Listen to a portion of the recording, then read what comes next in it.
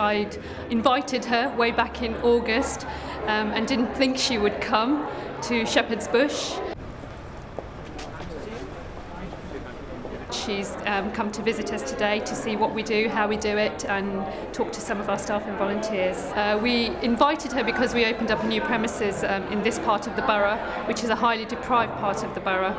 She seemed to be very impressed with the building, and obviously this is a big increase in the number of volunteers we've got as well.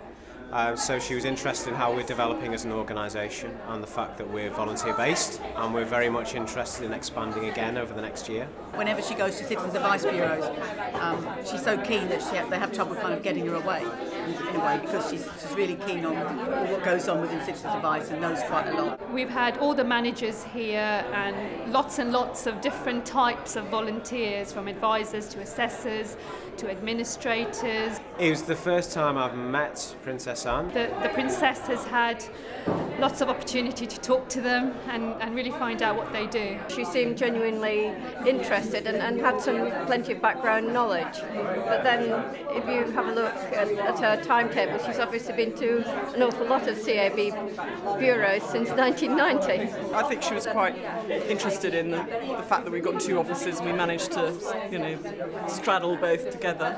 She seemed to know a lot as well about the difference between sort of telephone advice and face-to-face advice, and the different skills needed for both. She was certainly a very easy person to talk to, and very knowledgeable about the CAB, because she's been involved as patron of the CAB for a very long time, probably knows as much about it as a national entity as anyone here. So we've had the mayor, we've had the leader of the council, we've had a councillor, a cabinet member, and we've got some council officers, and they've been able to talk about their funding that they provide to us and the projects that we're developing with them, particularly around the new library in Avonmore. We're going to be managing the library space, as well as having our own bureau space, but it's also going to give us the opportunity to expand our volunteer numbers again.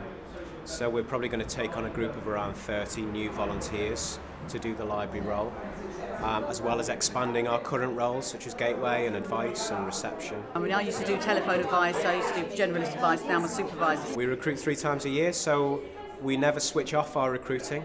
We're always interested in hearing from people. We gave her an excellent welcome, and it was a lot of planning, but it was really worth it to see everybody enjoying themselves so much as well and feeling valued. I think that's the major thing about it, because the volunteers and the employees work really hard. It's something that enhances the local area to have a CAB, so it's really good that we get this visit, recognise the work people do.